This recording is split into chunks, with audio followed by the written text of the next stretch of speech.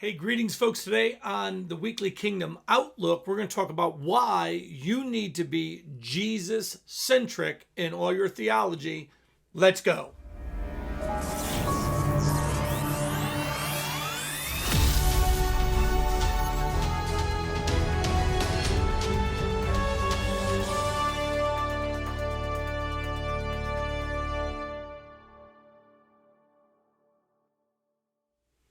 Greetings, folks. Glad you are with me. I'm a little late on this week's broadcast. I was down at the river in Tampa Bay with Rodney Howard-Browne. Went down there with just a great mentor and spiritual mentor in my life, Dan Duke, and Kiefer Novick came with us. And man, we got so wrecked by the Holy Ghost. And Monday night when I was waiting before the service started and I was just sitting writing down some stuff, the Holy Spirit spoke to me. I'm going to share with that. Before I do that, let's talk about locals. I'm going to be getting off of Facebook. So if you are want to keep up with me, there's two ways you're going to be able to do that, and pretty much only 2 or 3 ways. I'm going to eventually, by the end of this year, be out of Facebook. I am so tired of the Nazism in Facebook that I just want out of it. So you can go to locals.com, look up thegatechurch.locals.com. You'll find me there. I am going to be posting a lot more videos in the free side than I have been, because those are on other platforms. But I'm going to be doing that. I'm going to use a combination of Rumble and Locals to fill up the free side as well. You'll be able to find this video there and stuff like that. Second, you can go to DeSiena.com, become a partner there, and get a very good array of videos, which I also do priestly videos. Those are for my partners and stuff like that. So I'll be getting off of Facebook. I'll probably keep the church up there and the ministry side, but really I am going to move my stuff over to Locals and Rumble, because they are the free platforms right now. They're allowing the freedom of speech, and I just don't have time to play this game with Nazi Zuckerberg and stuff like that. I posted up there what happened this week, how I used the word crazy, and speaking of pranks that my father's wife talked about, and just jokingly, and they said that was somehow against community policy. It was algorithms. They didn't look at it. They don't care. I just personally think Facebook should lose all their ad revenue, and I'll be happy to. Okay, that's that. That's where you can find me.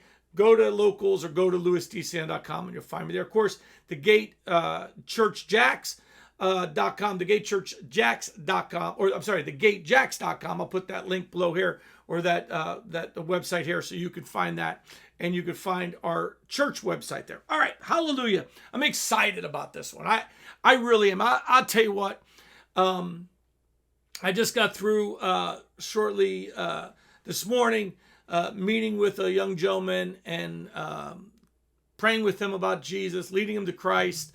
And I tell you what, I believe God's doing something in Jacksonville. I hope he's doing it where you're at, but he's doing something here. God is moving. And I hope you can feel the Spirit. I hope you can sense what the Spirit's doing, because I certainly do. And I'm certainly excited. So I hope you are too. So let's talk about this. I want to talk about why Jesus needs to be centric.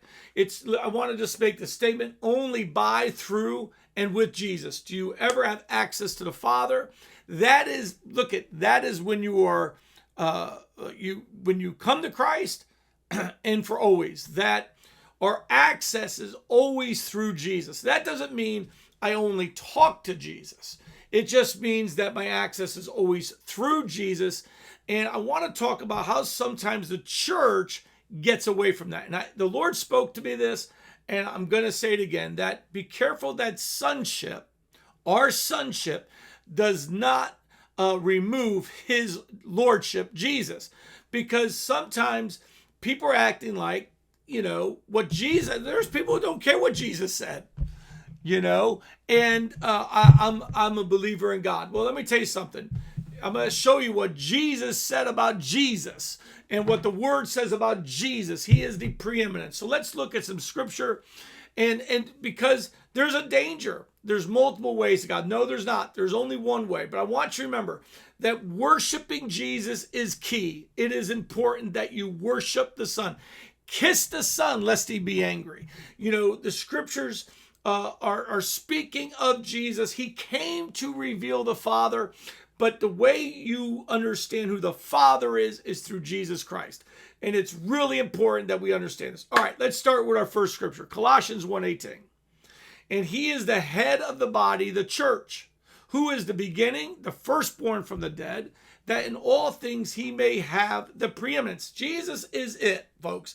Let me explain something. No matter how spiritual you think you are, it is always Jesus. Remember that. Always Jesus. We pray in Jesus' name. Why? Because it is only on the authority, the blood, and the fellowship with Jesus. Let me just take a sidebar note here. The moment you believed in Jesus, you gave your life to him, you were part of his family, and you are now in relationship with Jesus. But relationship is not the same thing as fellowship. I'm in relationship with my wife 24/7. We are in covenant. We are married. But we need the times where we have intimacy and communicate and talk and have fellowship. And those are the times we are together with each other. Okay, so if I'm away for 6 months, even though we are still in relationship, we haven't had fellowship. And that's why you always got to know that the fellowship, it's not about relationship, as most people say. It's really about the fellowship with Jesus Christ, having fellowship with the Holy Spirit. Amen? Amen. So the church sometimes in our worship, in our songs, are getting away from the worship of Jesus, the songs of praise to Jesus. And I've noticed this, and I think that's why the Holy Spirit said something to me about this on Monday night. And so I started paying attention to the songs that Rodney was singing, that Rodney was his team. And 99% of those songs were to Jesus. The Father was in there, but it was to Jesus. And what happens to people is they think, well, we're to worship God. No, you worship Jesus, because if you worship Jesus, let me tell you the truth. If you worship Jesus, you worship the Father. But there are people who try to worship God and ignore the Son. You cannot worship Jesus without worshiping the Father, because if you've seen me, you've seen the Father. Let's get into some other scriptures. Point one, I just got 4 scriptures for you. Plus, there are so many that deal with this. John 14:6, Jesus said to him, I am the way, the truth, and the life. No one comes to the Father except through me. Now, I want you, when you read the New Testament, read all the times it says, if you be in Christ or in Christ Jesus. Just take notice of how many times all the promises are not yes and amen in God. They're yes and amen in Christ. And you're going to see, and hopefully you'll see this, that this book is about Jesus. It's about Jesus. All right? All right, so I want you to understand that. He is the preeminent. He is the head of all things. Verse 2 that we're going to use, Luke 24:27. And at the beginning of Moses and all the prophets, he expounded to them all the scriptures, the things concerning himself. You know what Jesus did on the road to Emmaus? He started teaching him. I don't think he had a Bible with him. He started talking to him about the scriptures and what that were pointing to him. And if starting at Moses, starting at Genesis, he went all the way through to Malachi. And he showed him all the things that were pertaining to him. See, Jesus doesn't come on the scene in the New Testament. Jesus was there from the beginning. In the beginning, it was the Word. In the beginning, the Word was with him, and the Word was him. He was the Word of God made flesh, and we beheld his glory. Okay? Jesus is there in everything, and you need to worship him. You need to talk to him. You need to fellowship with him. And you need to remember, don't replace it with songs that ignore Jesus. The Father looks for his children and goes, look, Those who honor my Son honor me. Jesus said this when it came to honor. Him who honors me honors the one who sent me. See, if you dishonor Jesus, you've dishonored the one who sent him. Think about this. I have sons. If you dishonor my sons, you dishonored me. By the way, if you dishonor me, my sons are going to be upset. Okay? They're going to be upset. I love my family, and we're family. And if you dishonor one of us, you dishonored all of us. I don't tell my kids, hey, but those are my friends. I go, no. See, because we honor family. That's why if you honor those around you, or you dishonor those around you. That's why gossip's a real big problem. All right, let's take another scripture. Galatians chapter 1, verse 11 and 12. But I make known to you, brethren, that the gospel which was preached by me is not according to man. For I neither received it from man, nor was taught it, but it came through the revelation of Jesus Christ. In other words, what Paul is saying is that the more Jesus was revealed to me, the more I understood the gospel of the kingdom. Because every kingdom looks like its king.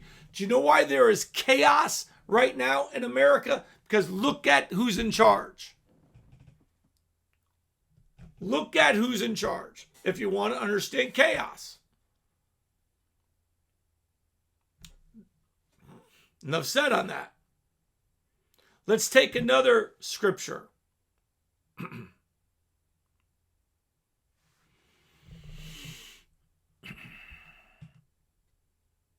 Ephesians chapter 1, verse 17 and 18 says this.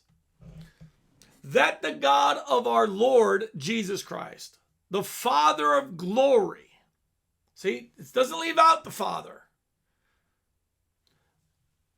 He says this, listen, that he may give to you the spirit of wisdom in revelation, in the knowledge of him, the eyes of your understanding being enlightened, that you may know the hope, what is the hope of his calling, and what are the riches and of the glory of his inheritance in the saints.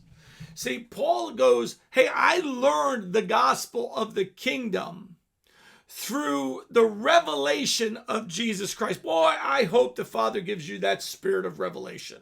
I hope he gives you that same spirit that you might know.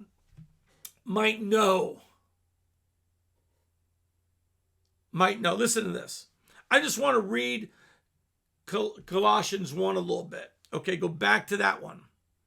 So we could see what Paul is writing. Can I just take a couple more minutes with you?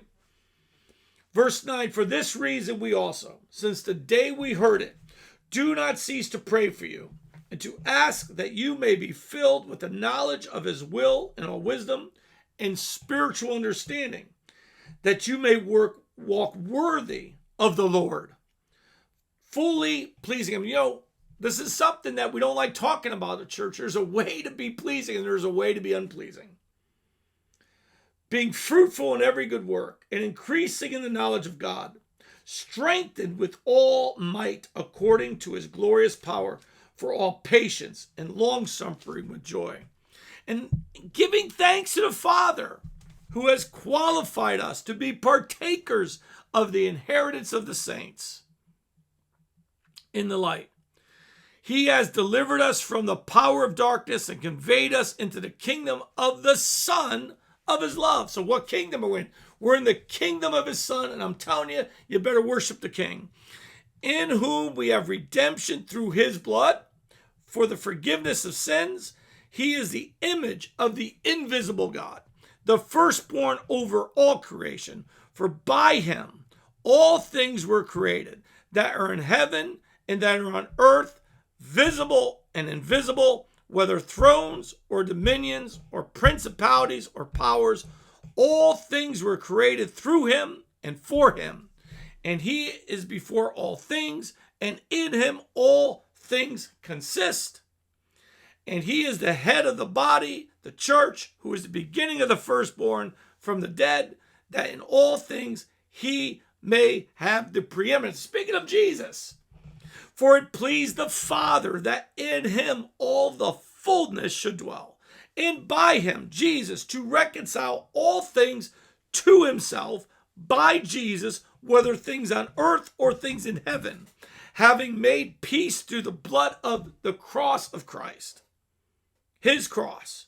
And you, who were once alienated and enemies in your mind by wicked works, yet now he has reconciled in the body of his flesh, Jesus, through death, to present you holy, listen, and blameless and above reproach in his sight. If indeed you continue in the faith, grounded, steadfast, and are not moved away from the hope of the gospel which you heard, which was preached to every creature under heaven, of which I, Paul, became a minister. It's all Jesus, folks. If you worship Jesus, if it's all Jesus all the time, yes, talk to the Father. But don't go to the Father apart from Jesus. It's always in, with, and by the blood of Christ. It's always with Jesus. It's always through Jesus. It's always by Jesus. I don't have access to the Father, even as a child of God. I do not have access to the Father around Jesus. I can only come to Jesus through all time, through the blood of Jesus, through the relationship, the fellowship with Jesus Christ. That's it. It's always for all time. That's it. He is the preeminent. He is the preeminence of all things. And we have to remember that. Amen. Well, God bless you. Find me on the other networks. Go to locals. Go to DeSiena.com. I love you. God bless you. And you have a great day. Bye-bye.